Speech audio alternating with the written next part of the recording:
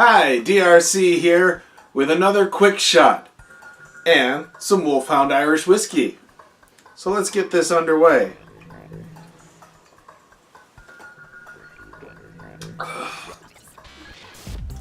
Okay, that's got a little bite like a dog. Okay, but I've got a special point I'd like to make.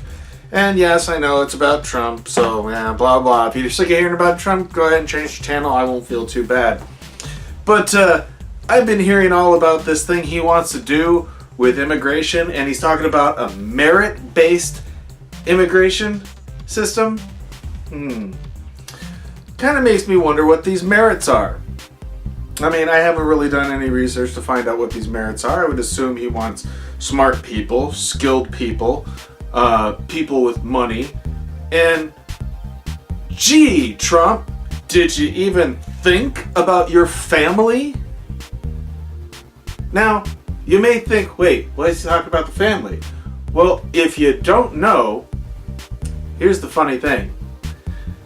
Not only does Trump marry a lot of Eastern European women, but, well, his grandfather was a German. His grandmother was a German. They both emigrated here. Now, what's even funnier is the first time his grandfather came here, he was an unskilled person with no money. And he came here to make his fortune.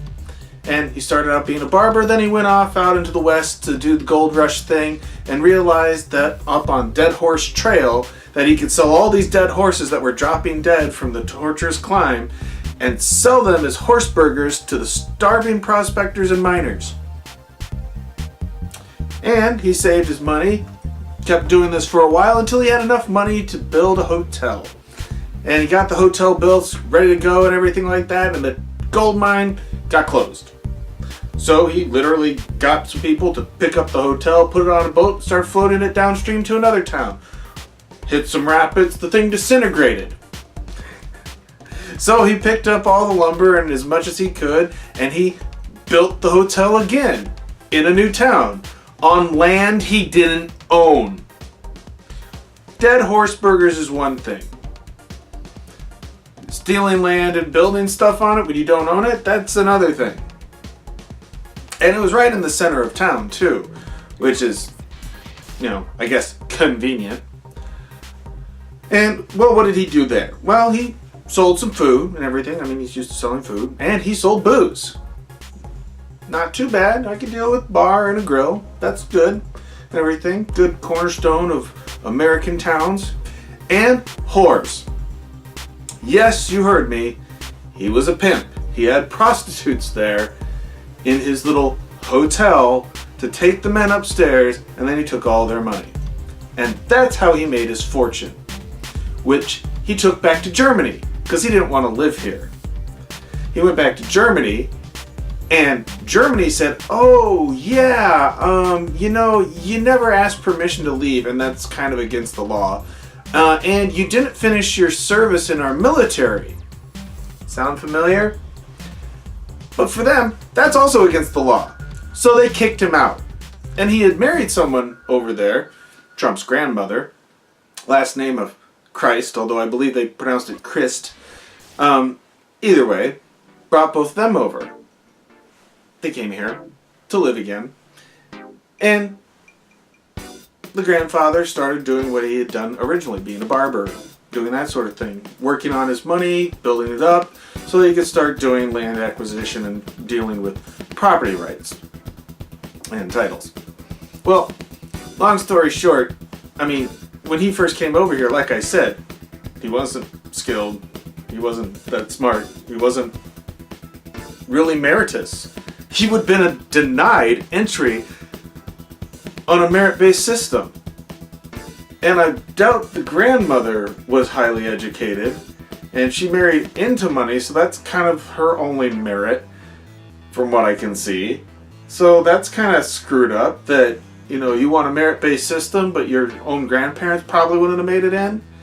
I mean, think about this. We're a country of immigrants. Like, even the creator of the show add people that immigrated to this country and that's how I came here. Because I was born in this country, but they came from elsewhere. In fact, that kind of brings up a point. What do you say, Trump? Would the Pilgrims have had enough merit to immigrate? Because I'm related to them. I'm also related to the Irish, who were called the N-word during the Civil War, before, during, and after the Civil War. They were compared to black people and called the N-word just like black people, and were discriminated against. In fact, the KKK was going after them, so that's kind of fucked up. Would all the Irish have been Meritous enough to come in? They were poor, they were starving, they were undereducated. You wouldn't have let them in, which means you're a fucking asshole and a hypocrite. Because your mom was from Scotland, a poor island town where Gaelic was her primary language. And she came over here poor, unskilled, uneducated, and became a housekeeper. Which is kind of what you want to do with immigrants, especially illegal ones, is you want them to be your housekeepers and your servants in a lot of your businesses and resorts. Which still kind of makes you a hypocrite, just a bigger hypocrite. Although, your waistline is getting pretty huge there. You should probably hold off on all the steaks and cake and other things that you've been going after in the past few years.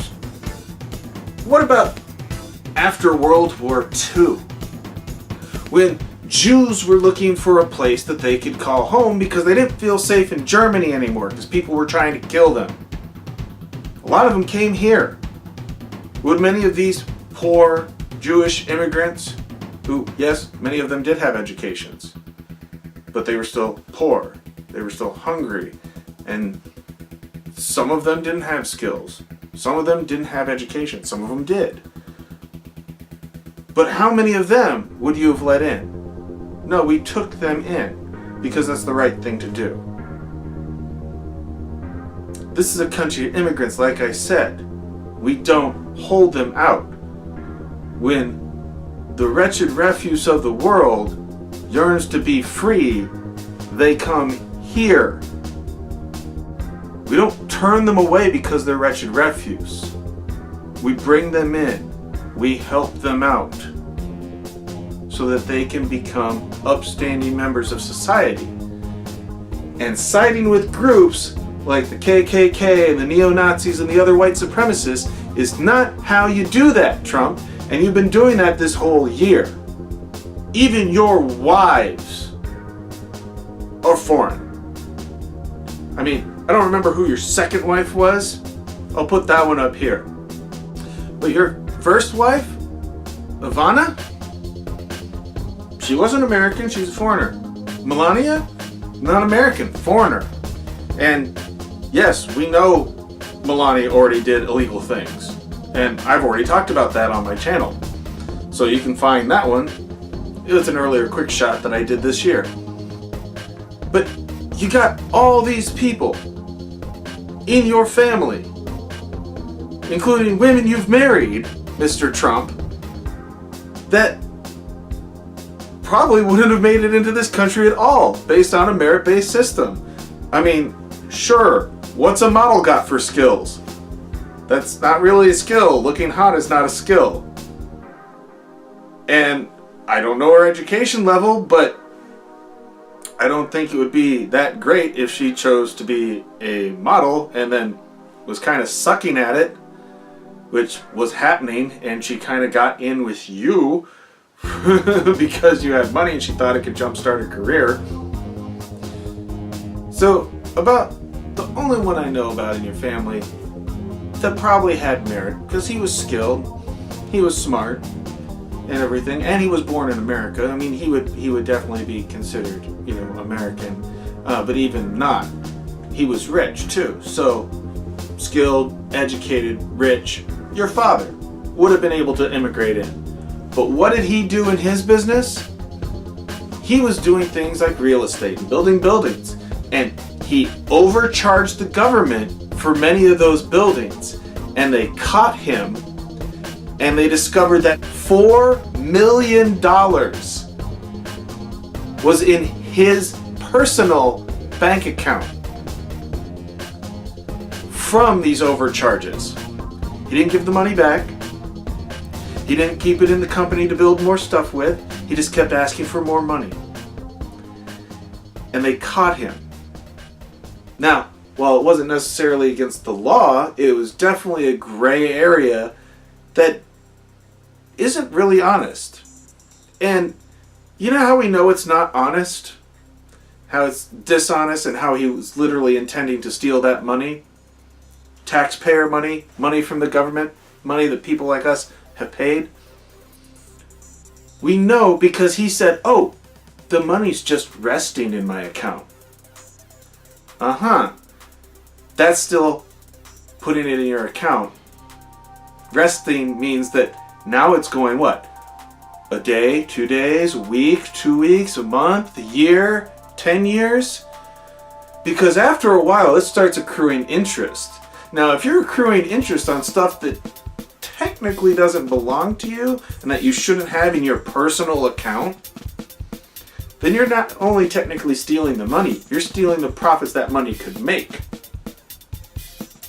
That's kind of a double whammy. So, do I like Mr. Trump? No.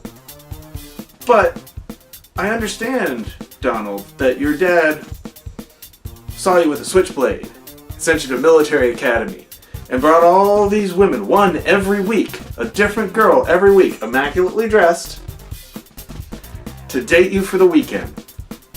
Now, you know what that says to me? That seems to me like your dad was buying you hookers, dressing them up like high society girls, allowing you to date them, and paying them off to keep quiet. That's probably why you like hookers. Because these stories keep coming out about you and hookers. Even though you're married, you seem to keep cheating on people, keep trying to press your luck with women and grab them by the pussy. I think we're seeing a pattern here with you, Donald. You weren't the most liked at military academy. You were just considered the ladies' man because of all these hookers. Pretty sure they were hookers. I could be wrong, of course, but come on. Gee, Donnie McRobble, does any of your family have merit at all? You know, I'm thinking back to the white supremacists that you wanted to side with in Charlottesville when they were chanting, Jews will not replace us, Jews will not replace us. And what did you do? You let your daughter marry a Jewish person and convert to Judaism, and then gave them positions in the White House. Aren't those two positions now occupied by Jewish people? And why don't these white supremacists who don't want Jews to replace them allowing these two Jewish people to have jobs in the White House that people like them could have? See, that's kind of an interesting thing. I don't understand that. I mean, you know, on the one hand, they say Jews don't replace us, or they won't replace us, whatever. And on the other hand, I think the majority, if not all of them, are Christian, and they follow Jesus, and they want Jesus to come back and rule over everybody, which would be a Jew replacing them for the head of state. So, you know, I mean, white supremacists are just fucking dumb. Really, when it comes down to it. And Donald, I mean, you really look racist, because you're fine with white people coming in. That's merit enough to you, I guess. But it's the brown people you don't like. You want the Mexicans not to come in. You don't want the Muslims to come in. But you still want Latinos here to work the jobs that you don't want to pay people full minimum wage for.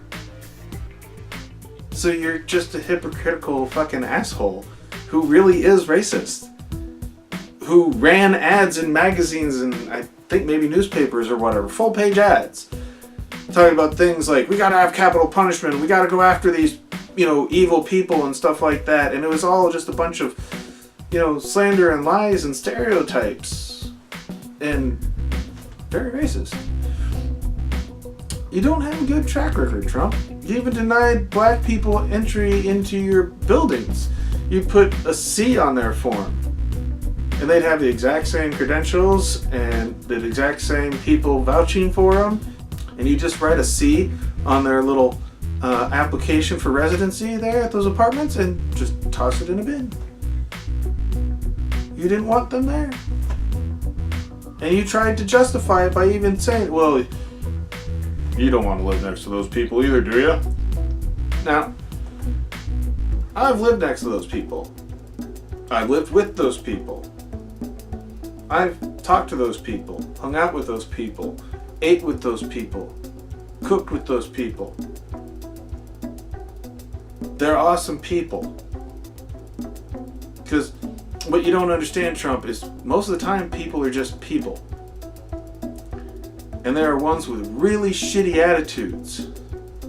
And when you align with the ones that have really shitty attitudes like you've been doing, you start not being those people that are just, good, normal people. You gotta take all their shit and tell them why it's shit, why it's incorrect. You gotta do it passively, yes, but you gotta explain, look, you may think that getting a genetic test is something that you're going to be lied to about when they say that you have non-white ancestry. But this is not a conspiracy.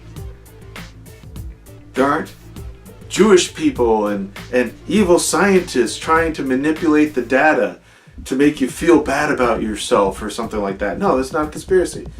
No. All human DNA, Homo sapien DNA, comes from Africa. It's where the oldest human remains are, the oldest human artifacts, the oldest human societies, buildings, and other structures. That's where the oldest stuff is. Africa. That's where the DNA points us to, is Africa. That's where Homo sapien DNA came from.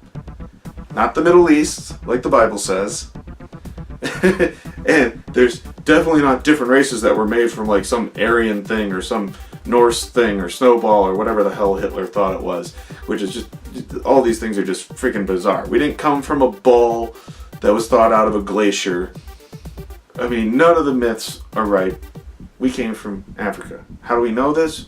Because we've looked at the evidence. We followed the trail of breadcrumbs, not knowing where it led. It led to one place, and we said, that's it. I mean, when you're looking for your car keys, and you know they're in the bowl over there, but you can't remember what they look like, and you go over there and look in the bowl, and you find car keys, you're like, they're here with a red keychain. I thought it'd be blue, but it's red. That's kind of like science. When you go over there and you say, they aren't car keys, they're a door opener for the garage. Well, no, they're still car keys. You don't get to just say that they're a door opener. That's the difference. And white supremacists are doing the garage door opener thing. Because they want to say, well, it's just the Jews. They're telling you you're African, but you're not. You're pure European. We know you are. You look white. See, this is the problem with things like race, is you want to just go off of appearance. You don't want to go with the genetics, because the genetics disprove your stupid beliefs. I do find it funny and kind of ironic that out of all the people in the country, you actually got white supremacists and ultra-Orthodox Jews from Brooklyn to almost unanimously vote for you, Trump. I mean, that's kind of weird. They actually agreed on something.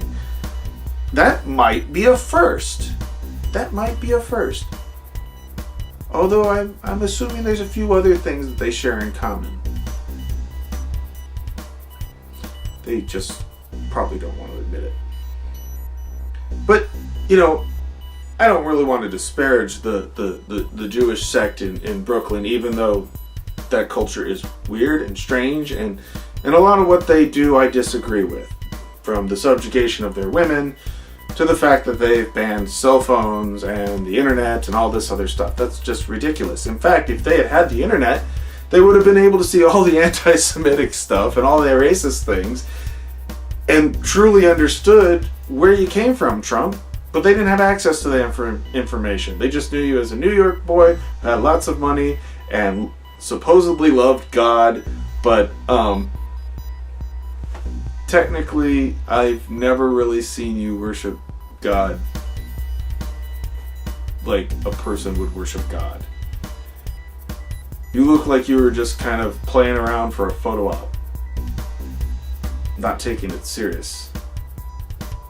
And I know that's weird, hearing it come from an atheist, that you didn't look serious or devout, but you really didn't.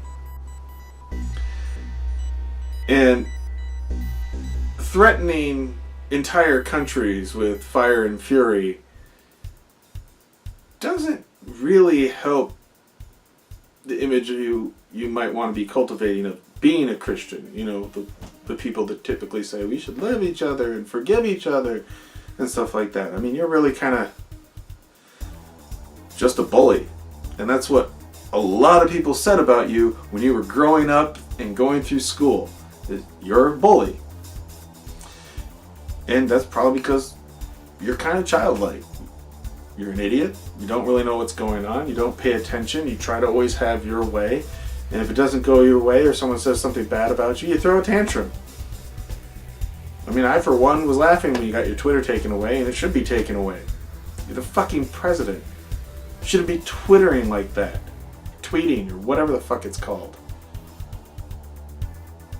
I mean, that just makes you look like a reactionary nozzle. You got triggered and started spewing things everywhere, not knowing what it was you were spewing out. But, you know, when you live in your own fantasy world, Trump, you're kind of like the white supremacists and the Orthodox Jews. I mean, the Orthodox Jews have their libelous ancient propaganda of pseudo-history and mysticism, which is just bunk, superstition. And white supremacists have their ideas of Hitler and the Confederacy and all this stuff. And you've got this idea that you're superior and you're a winner and all this other crazy ass shit when you're just a bully child. You know, you've all been told this stuff before. You've all accepted this stuff as why you're so good and everybody else is so bad. What's really funny is that all these lies that you're listening to, that you're believing about yourselves, like the white supremacists being that they're the superior race, or the Jews that you have to follow exactly what the Torah and the Talmud and the Tanakh say, or you believing you're a killer and a king. These things have all made you more gullible to other people's lies, more gullible to con men. Not less, more. And it made you unable to see actual truth. So you guys really got to stop being in your echo chambers and actually start listening to what's going on outside your boxes. I'm listening to what's coming out of your boxes, and it's fucking ridiculous. You know, that's probably why white supremacists think that DNA testing is actually a conspiracy. You know, all those evil scientists and Jews manipulating the data. Damn you Jews and you scientists. Damn you, oh, so bad. Even though they're not doing that, and they never would do that. And there's multiple agencies out there to actually corroborate what one unit says. So you should be able to cross-reference, and if they all say the same thing, then maybe you should believe that. But if you just want to get one test and then not believe that, even though they're doing their job, and okay. It's not like those people have degrees. It's not like they don't have merit to be in this country and do what they do because that's what they went to school for, that's what they studied, that's what they're good at. It's their job. I mean, it's not like they got, 23 chromosomes and lost a third of them. But what did you do, Trump? You're a businessman. you have like $3.5 billion estimated, and you lost 915 million. That's over a quarter lost of your wealth. That doesn't mean you're good. What merit do you have? You inherited your money. Like, seriously. Like, you've lost a lot of money, went bankrupt many times. Do you have merit to be in this country? Besides the fact you were born here? Remember, it's only conspiracy if there's no proof. And that's a lot of what we're finding in those JFK files that you released. No proof. Absolutely no proof. Wait a minute. That makes perfect sense. It must be a conspiracy against proof! Or it's not a conspiracy at all, because they told you what happened. Oh well, like I said, don't restrict immigration into a country composed of people who were immigrants and descend from immigrants, because that's stupid. This is about taking the wretched refuse, not kicking them back out the door.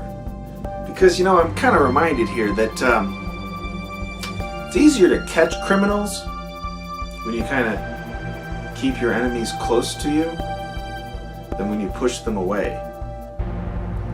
It's like those great figures used to always say, trust, but verify. Trust, but verify. We can bring them in, and then we have to verify who they are. We can trust them up to a certain point. And then when we verify who they are and what they say they are and that they're not a threat, they just get even more trust. And it works out even more. But, you know, think about this. Because when you keep those people out, you are basically saying, we don't want you, we don't trust you. And if they happen to be innocent, then they're stuck over there with the people that want to kill them, or maybe radicalize them. They want to do horrible things to their own neighbors because they think they're justified in doing this. We got to bring them over here so they can get away from that. We've noticed that with, polls, we found out that immigrants over successive generations, those successive generations that are born over here in this other country of America, tend to lose their fundamentalist beliefs, tend to lose their religion, tend to become more secular and more peaceful and more law-abiding American citizens. So keeping them over there is going to get them radicalized, or maybe even worse, get them killed, either by their neighbors, by some other foreign power going in and doing something fucked up like Russia, because, let's face it, Russia's orders in the Middle East have not been as user-friendly as one might expect. Ours haven't either, but they've really fucked shit up. Look at what they did in Afghanistan back in the, 70s or 80s? But, they could even get killed by our own accidental drops of bombs. I know you don't want to believe that the Republican Party accidentally kills civilians, even though you guys have.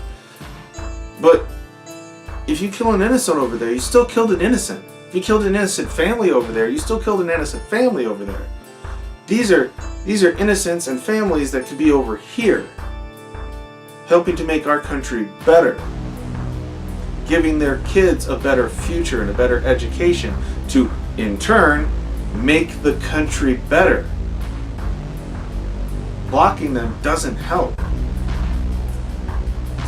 Keeping people out of the country, having merit-based immigration, doesn't stop people like that New York truck driver who was radicalized in America after immigrating here.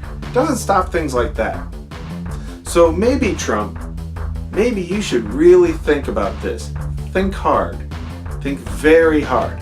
I know it's very difficult for you, but just think. Because after a while, it might get easier to think. And maybe a little bit easier, and a little bit easier, and a little bit easier. Because supposedly when you exercise an organ, it gets stronger.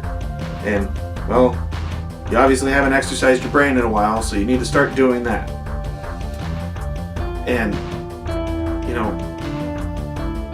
maybe, just maybe, you could actually salvage your presidency and be considered a good guy by more people. Not just the people that are clinging to you, trying to be loyal because they're scared that if they don't do that, that the entire thing's going to collapse. Trust me, you keep going down this road, the entire thing's going to collapse, and Democrats won't have to do anything about it. It's just going to fall apart on its own. It's already been falling apart. Look at how horrible all your cabinet picks have been, and what a laughing stock your whole presidency has been for a year.